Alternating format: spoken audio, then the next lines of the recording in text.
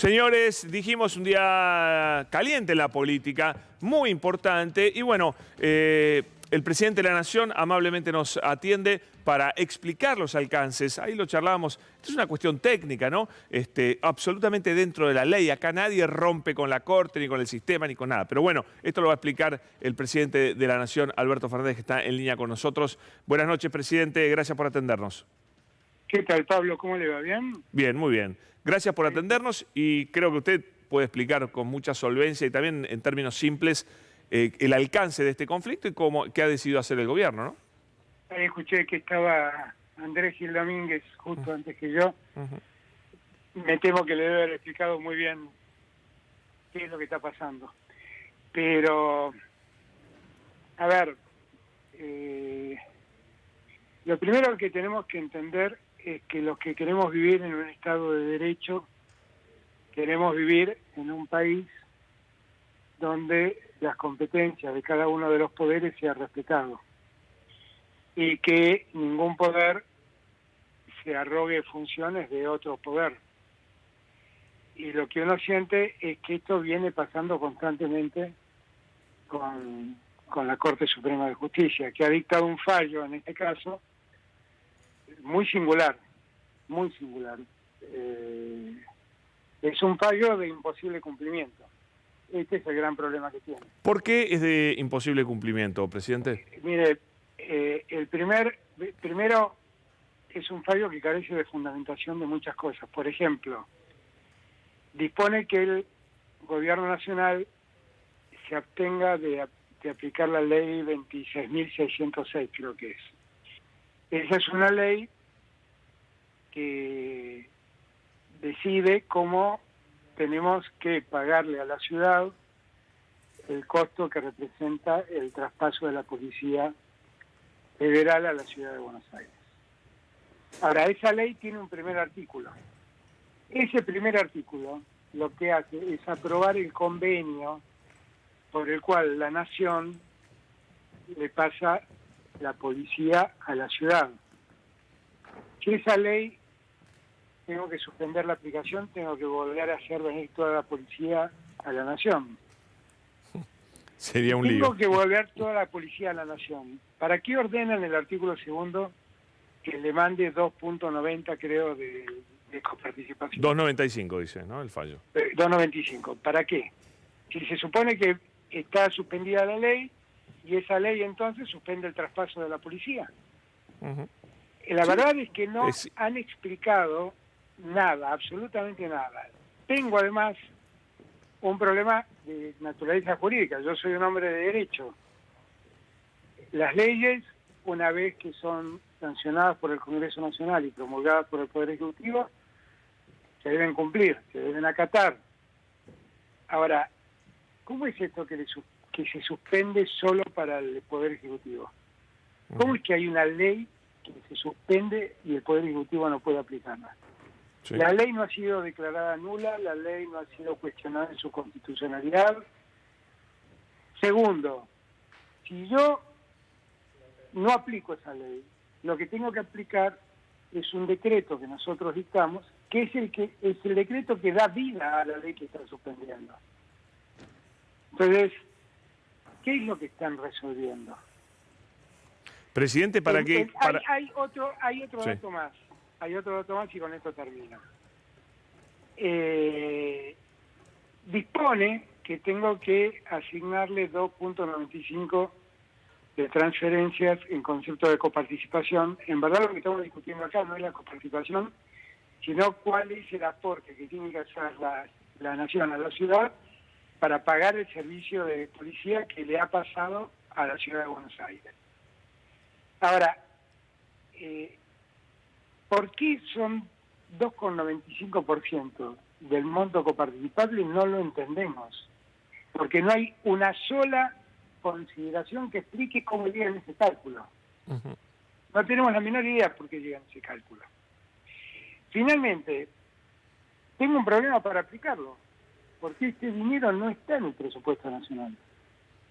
No está. El presupuesto nacional fue aprobado y no para que el gobierno nacional le ceda 2.95 a la ciudad. Con lo cual, yo, más allá de que quiera cumplir la ley, tengo que mandar una ley al Congreso Nacional para que resuelva un nuevo presupuesto que prevea este gasto, para que me digan de dónde vamos a sacar los fondos, vamos a aumentar impuestos, qué van a hacer, van a aumentar retenciones, qué van a hacer. Si quieren que el Estado Nacional se endeude para pagar esto, entonces también me tienen que aprobar el endeudamiento, porque hoy en día el endeudamiento tiene que pasar por el Congreso. Con lo cual, yo he leído muchos fallos de la Corte, pero ningún fallo tan carente de fundamentación como este. El gobierno, la Corte confunde todo, porque además dice, las provincias no se van a ver afectadas. Ustedes saben que la coparticipación de todos los impuestos que cobra el Estado Nacional, el 50% los tiene el Estado Nacional, el resto lo coparticipa con las provincias. Entonces dice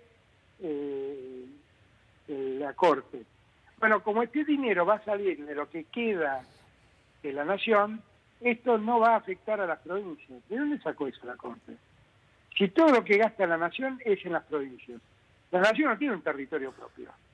La Nación construye casas en Catamarca, en Formosa, en Tierra del Fuego, construye caminos en Santa Cruz, en Mendoza, en Córdoba, y construye escuelas en Jujuy, en Salta, en Chubut.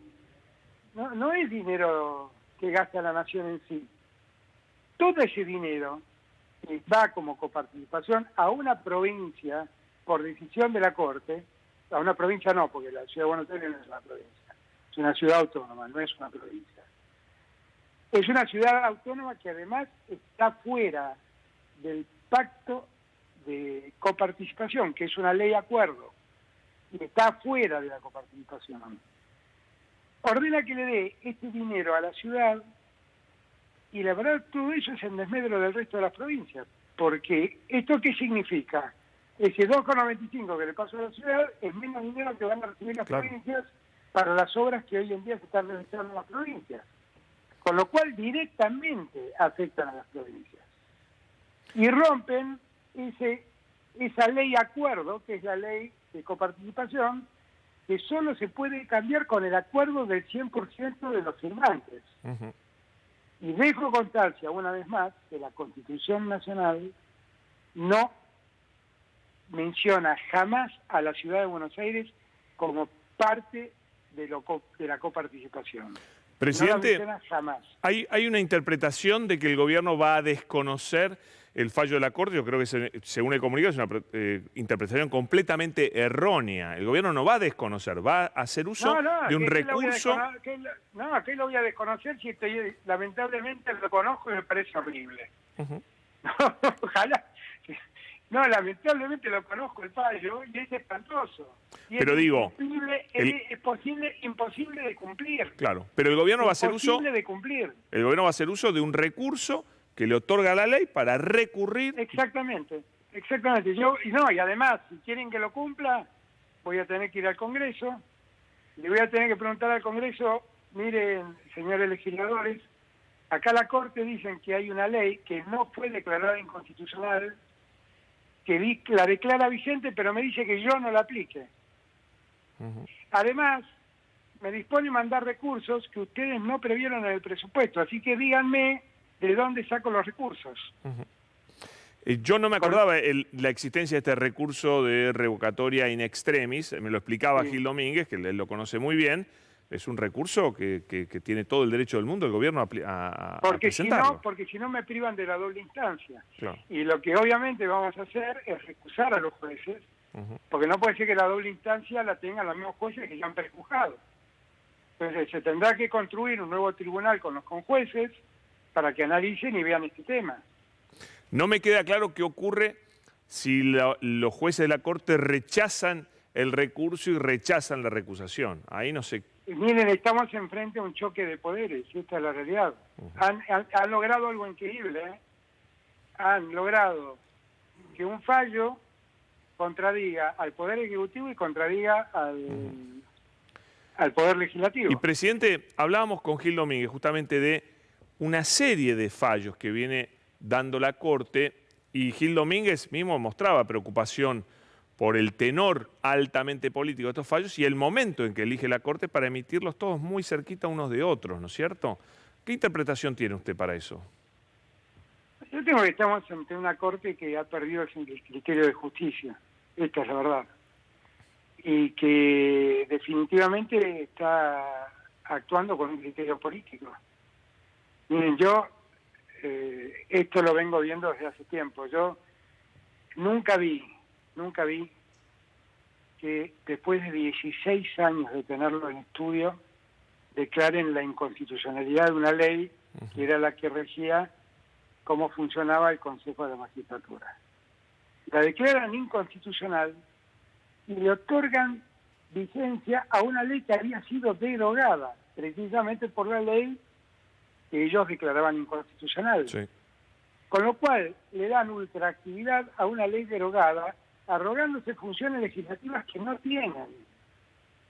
Como consecuencia de darle virtualidad a una ley derogada, el presidente de la Corte se autoproclama presidente del Consejo de la Magistratura. Y a partir de allí, cuestionó todas las designaciones que el Poder Legislativo propuso. Cuando esto no es atribución de él, el Senado y la Cámara de Diputados resuelven quiénes son sus representantes ante el Consejo de la Magistratura y el Poder Ejecutivo también. Yo no he visto nunca lo que está pasando hoy en día. Yo no quiero recordar otros casos. Por ejemplo, no quiero recordar que la Corte tuvo durante años alrededor de 14 recursos presentados por Cristina y que los 14 fueron rechazados 10 días antes del juicio, de que finalice el juicio oral. Sí, no del comienzo, como debería haber sido, del final. Claro, exactamente. La verdad es que uno ve estas cosas y uno dice, ¿cómo está actuando esta Corte? ¿Cómo se entiende que actúen así? Yo vuelvo a repetir, yo no soy un hombre que no quiere cumplir una sentencia, soy un hombre del derecho, respeto absolutamente a la justicia, pero lo que no me puede pedir la justicia es algo incumplible. ¿De dónde voy a sacar los recursos? ¿Cómo me obliga a hacer algo que no está presupuestado? ¿Por qué ella resuelve cómo se gasta el presupuesto si no es tarea de ella? ¿Por qué se mete en una función tan delicada, en un tema tan delicado como la coparticipación, que es una ley contrato, donde tienen que intervenir todas las provincias, no la ciudad, y que además interviene y favorece a la ciudad que está fuera del sistema de coparticipación? Presidente, ¿cuál era la opinión de los gobernadores? Imagino, pero me gustaría que nos amplíe un poquito la charla que tuvo con los gobernadores, que sé que había algunos que estaban muy enojados. No, es que los gobernadores lo primero que vieron es que los que están perdiendo son ellos. Porque esta teoría de que el dinero sale de la parte de coparticipación que tiene el Estado Nacional y por lo tanto no afecta a la... ¿cómo se llama? A las provincias, sí. Eso es falso. Porque el dinero que tiene el Estado Nacional lo utiliza en favor de las provincias. Claro, sí, sí. ¿En dónde no si es no? que se lo queda el Estado Nacional. No es que yo construyo casas en Olivos. No, todo el dinero va a las provincias. Va en concepto de subsidio, va en concepto de planes sociales, va en concepto de plan de vivienda, va en concepto de obra pública, va en concepto de educación. Muchas veces va en concepto para pagar salarios de docentes por los acuerdos que tenemos para mantener la paritaria docente. No queda acá el dinero. Ahora, presidente, teniendo en cuenta que esto continúa, el conflicto judicial continúa con la recusación, la revocatoria, bueno, todo se va a dilatar, va a ser largo y demás. En el interín, ¿es imposible encontrar un acuerdo con la Ciudad de Buenos Aires sobre este tema? Yo no sé si es imposible, es un problema de voluntad de la Ciudad de Buenos Aires, porque entre otras cosas, la Ciudad de Buenos Aires quiere este dinero para atender al tema de la seguridad, ¿no? Sí. Del sistema policial. Pero resulta que el mismo fallo dice que la ciudad, por culpa de que le sacamos este dinero, no puede hacer subtes. Y si el dinero no es para los subtes, es para la policía. Sí, es raro eso, ¿no? Además, lo escucho al jefe de gobierno de la Ciudad de Buenos Aires decir ayer, voy a bajar los impuestos, porque me va a volver esta plata. Eso quiere decir que entonces no tiene ningún problema de financiamiento. No, de hecho, los cálculos que se han hecho es que está teniendo más financiamiento con los impuestos que subió que con la plata que le quiere dar la Corte. Exactamente, y además quiero decirle algo. Si la Argentina crece, como está creciendo su economía, y recauda más impuestos, va a ser mayor la cantidad de dinero que va a la Ciudad de Buenos Aires, cuando mi obligación es solo mandarla de la seguridad. De la policía, claro, exclusivamente. Totalmente. Y además, un dato para que todos entendamos. Los grandes beneficiados de la decisión de bajar los impuestos son los bancos, porque el impuesto que había puesto Rodríguez Larreta era que paguen instrumento financiero, ingresos brutos a la LELIC.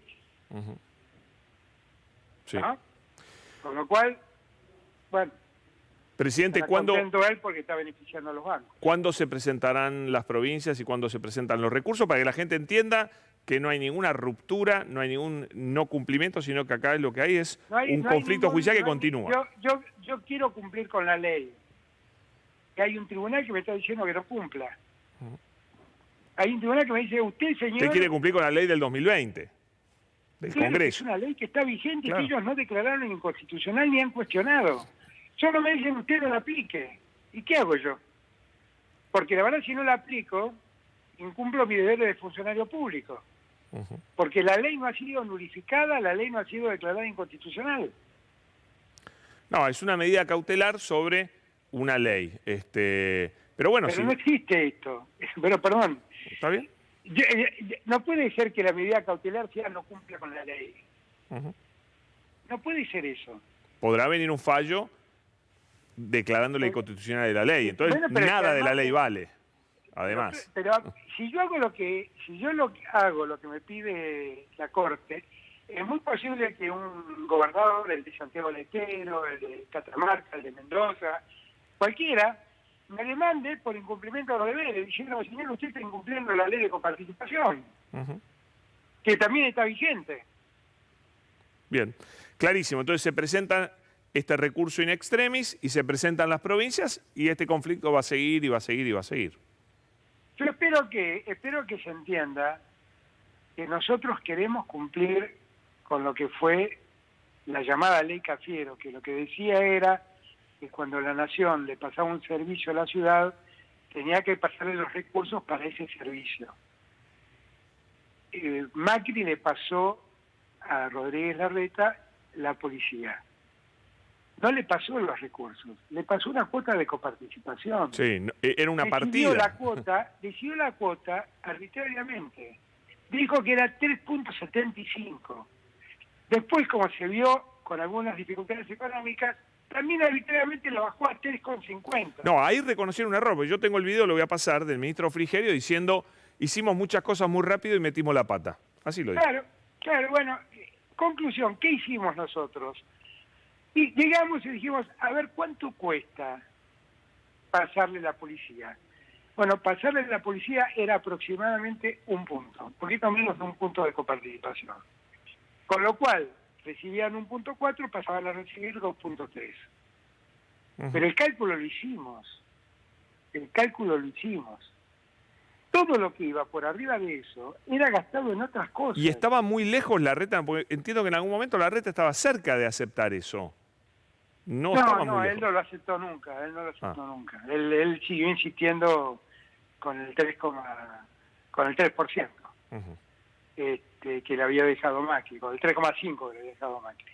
Okay. Pero lo que digo es que además de Buenos Aires está la Argentina. Presidente, ¿usted cree, como dijo el gobernador Capitanich, que la Corte le quiere financiar la campaña a Rodríguez Larreta? Fue fuerte lo que dijo el gobernador del Chaco. Bueno, no sé si es ese el objetivo, pero lo va a lograr. No sé si está en su ánimo, pero lo va a lograr. va a lograr. Igual por lo que usted ha contado y ha dicho, que no cuenten la plata todavía porque no va a llegar. Pero no la tengo. Okay. Porque no la tengo, porque la ley de presupuesto, que tampoco ha sido cuestionada en este fallo, no tiene previsto estos recursos. Para mí ha quedado claro. Y si eventualmente me dijeran, señor, endeúdese, tengo que pedirle al Congreso que me autorice a endeudarme para cumplir con esto. Sí. Volviendo a esta serie de fallos de alto contenido político y muy polémicos, y absolutamente todos en contra de un partido político, que es el partido político que gobierna, ¿cuál sería su mensaje para el presidente de la Corte? Que retome la senda del derecho, que deje de mirarse, que deje de atender a su ego y que retome la senda del derecho. Porque la verdad no es bueno que la Argentina tenga un tribunal. Miren, ayer leí el fallo de Milagro Sala. La verdad, 3 años estuvieron para decir que no procede el recurso, con una mujer presa. Sí, el no fallo. Años se tomaron para el no decir fallo. Eso. 3 años para decir eso. La verdad es que deberíamos indagar cuántos casos como el de Milagro Sala están durmiendo en la Corte sin que sean atendidos. Sí. Y yo también quisiera ver por qué Milagro Sala tardó lo que tardó y el per saltum para Bruglia y Bertuzzi se lo dieron en 24 horas. Aprovecho para preguntarle, creo que usted ya lo ha aclarado, porque hay un reclamo de un indulto para Milagro Sala. Yo creo que usted va a contestar que no puede porque él no está firme todavía. No, el motivo central, la gran dificultad que tengo, yo quiero ser franco, creo que Milagro Sala sufrió casi 7 años de detención arbitraria, con una prisión preventiva arbitraria, cuando pudo haber soportado todo el proceso en libertad. En verdad, la limitación que tiene el presidente de la Nación es que solo puede indultar delitos que hayan sido juzgados por los tribunales federales. Y esto es un juicio absolutamente provincial. La Corte se ocupa especialmente de decirlo, que es un juicio provincial y que por eso ella no tiene por qué intervenir. Y la verdad es que para decir eso tardó 3 años. Sinceramente, son casos casi de denegación de justicia. Yo creo que hay una calidad de justicia definitivamente que debe ser puesta en tela de juicio. Yo escucho los cuestionamientos que hay sobre el funcionamiento del Poder Ejecutivo, sobre el funcionamiento del Poder Legislativo. Los cuestionamientos que hay sobre la justicia son inmensos. Y la gente piensa, porque así se lo han vendido, que cuando uno cuestiona el funcionamiento de la justicia, lo hace porque en verdad quiere lograr la impunidad de alguien. La verdad no es la impunidad lo que queremos lograr. Lo que queremos lograr es que la justicia vuelva a ser justicia. Que volvamos a tener, como dije la vez pasada, jueces dignos, funcionarios probos y empresarios que no corrompan ni a jueces ni a funcionarios. Esto es lo que vimos en Lago Escondido. Y así funciona esto. Por eso digo, por favor, tomemos noción. Una pregunta sobre el Lago Escondido. ¿Qué sensación le da que todavía no se puede hacer nada al respecto porque el Consejo de la Magistratura está trabado? La Corte ha trabado su funcionamiento. Bueno, pregúntenle al presidente del Consejo de la Magistratura, que es el mismo presidente de la Corte. Pregúntenle a él. Debería estar explicando todas estas cosas, en vez de andar mostrándose, dando cátedra con un egocentrismo sin igual sobre cómo debe funcionar la justicia. Que se mire un poco al espejo y que vea lo que hace. Presidente, muchas gracias por toda esta explicación y la aclaración, muy amable. No, gracias a ustedes por el tiempo que me han dispensado. Un abrazo. Un abrazo. Gracias. El presidente de la Nación, Alberto Fernández, contando, insisto, sobre este eje. Acá no hay un gobierno que dice no me importa lo que falla la Corte. No, hay un proceso judicial del cual es parte del Estado Nacional, y el Estado Nacional va a presentar recursos y va a continuar con el pleito judicial. Entonces, hablar de rebeldía, de locura, de gobierno que rompe el Estado de Derecho, eso es un disparate solo posible en algunos medios que lo único que quieren es, bueno, hacer oposición, pero no te están contando la verdad. La verdad es esta, es un proceso judicial que va a continuar con recursos, con recusaciones, y vaya a saber uno cuándo se le ocurre a la Corte terminar todo esto. Va a pasar mucho tiempo. Pero el marco es el que hablamos con Gil Domínguez, y el presidente también hizo referencias duras. El marco es una continuidad de fallos judiciales de la Corte de altísimo contenido político, todos en contra del gobierno y todos muy seguidos, que hasta una persona independiente como Gil Domínguez dice: a mí me preocupa ver esto, me preocupa que la Corte no entienda que está yendo a un conflicto, porque emitir fallos de tanto voltaje político, tan seguidos, bueno, evidentemente es algo complejo, ¿no? Señores.